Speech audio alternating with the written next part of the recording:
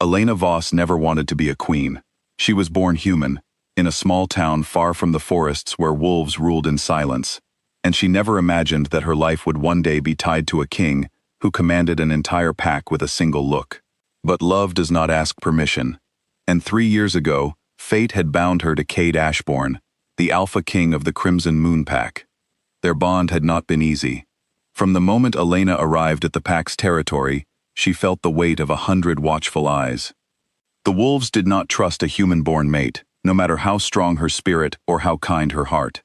They whispered about her in the halls, doubted her in council meetings, and tested her patience in ways she never spoke of, even to Cade. Still, she stayed. She stayed because when Cade looked at her, all the coldness of his crown seemed to disappear. He was gentle with her, attentive, and endlessly protective.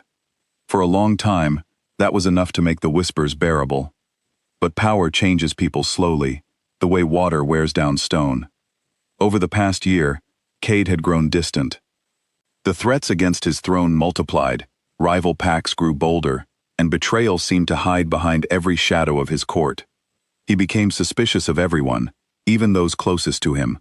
His temper, once rare, began to surface more often, and Elena watched helplessly, as the man she loved hardened into someone she barely recognized. The night everything changed began with celebration. The pack had gathered to mark an old alliance, fires burning bright in the courtyard, laughter echoing through the halls. Elena wore a deep green dress that Cade had once told her matched the color of the forest at dusk. For a few hours, it felt like the early days of their bond, when nothing else mattered but each other.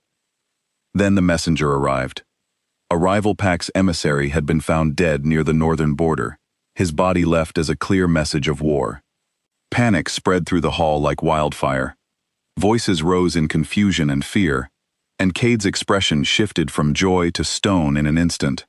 When the evidence was laid before him, pointing toward Elena's estranged brother, something inside Cade snapped. He did not wait for the truth.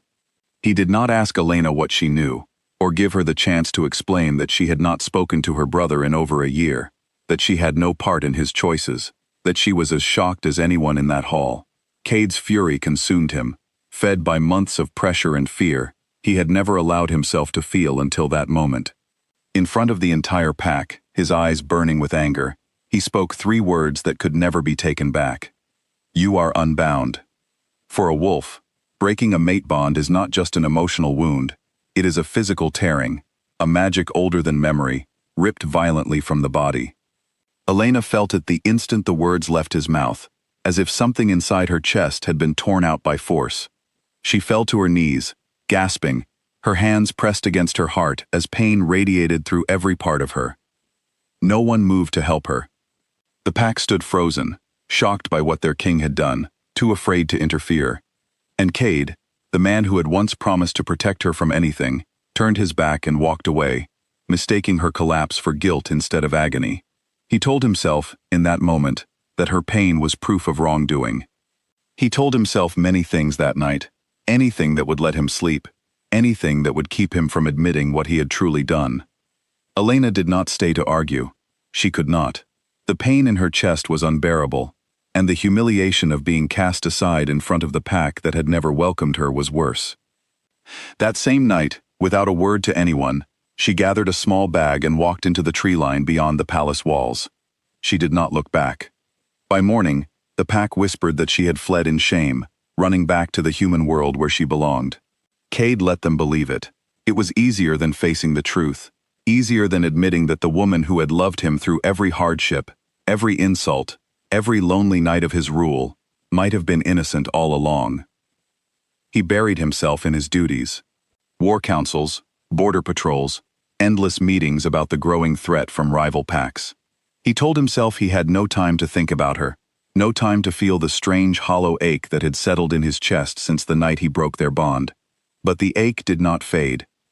It grew heavier with each passing day, a silence where her presence used to be, a coldness where her warmth used to live. 4 months passed before the truth came to light. Ro, a young beta in Cade's court, had never believed the accusations against Elena's brother.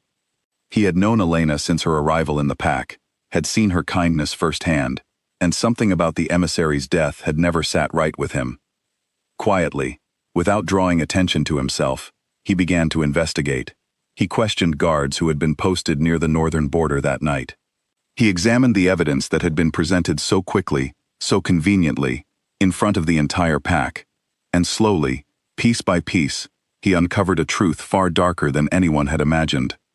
An elder, on Cade's own council, a wolf named Doran, who had served 3 kings before him, had orchestrated the emissary's death. Doran feared the changes Cade was bringing to the pack, feared losing his influence, and saw an opportunity to create chaos that would weaken the king's rule.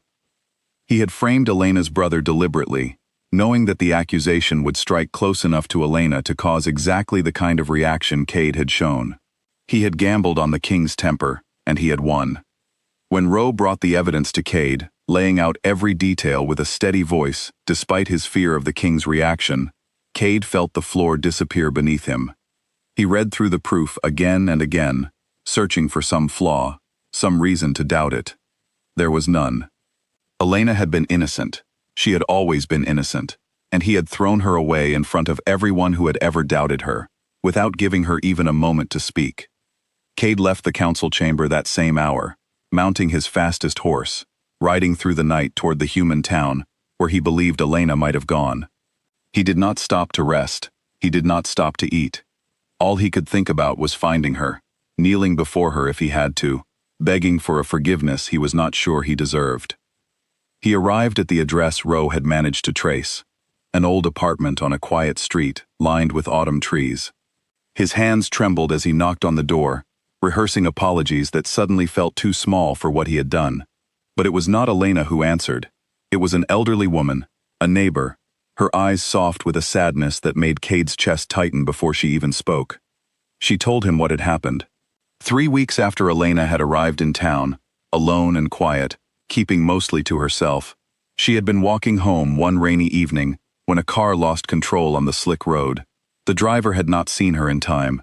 Elena had died before help could arrive. Cade did not remember leaving the doorstep. He did not remember the ride back to his territory, or the hours that passed in a blur of disbelief and grief.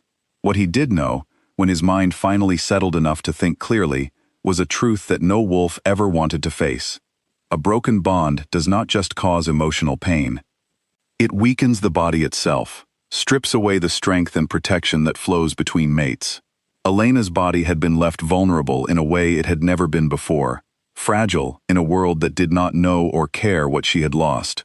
If their bond had remained intact, she might have walked away from that accident. Instead, she never had the chance. For weeks, Cade could not bring himself to speak of what he had learned. He moved through his duties like a ghost, giving orders without feeling them, attending council meetings without hearing a word that was said. The pack noticed the change in their king, but none dared ask what had happened. Grief had settled over him like a heavy cloak, and no one knew how to lift it. Then, on a quiet afternoon nearly 2 months later, a letter arrived at the palace, forwarded through the old neighbor who had kept Elena's few belongings after her death. It had been addressed to Cade, written the night before the accident, though Elena had never found the courage, or perhaps the chance, to send it while she was alive. Cade's hands shook as he opened it. He recognized her handwriting immediately, the careful loops of her letters, the way she always crossed her T's with a small flourish. He sat alone in the room they had once shared, the room he had not entered since the night he broke their bond, and he began to read. She had not written the letter in anger, though she had every right to. She had written it in love. She spoke of the early days of their bond, the way he used to laugh so freely before the weight of the crown settled on his shoulders. She spoke of the whispers she had endured from the pack, and how she had chosen, every single day, to stay beside him despite them, because she believed in the man she had fallen in love with. She spoke of her fear in those final months, watching him grow distant, watching the warmth in his eyes turn to suspicion, and how she had told herself it was simply the pressure of his position, something that would pass in time. She wrote that she forgave him, not because he had asked, not because he deserved it in that moment, but because she understood, in her own heart, that fear and pressure can make even good people do things they would never otherwise do. She wrote that she loved the boy he had been before the crown, and she loved the king he had become, even in his hardest moments, even when his anger frightened her more than she ever admitted. The final lines of the letter broke him completely. She wrote that she did not blame him for what he could not see in that moment of chaos. She only wished she had found the courage to make him look closer, to make him pause before believing the worst. She wrote that, wherever life took her next, she would carry their bond in her heart, even if it no longer lived in her body. Cade sat in that room for hours after he finished reading, the letter held gently in his hands as though it might disappear if he moved too quickly.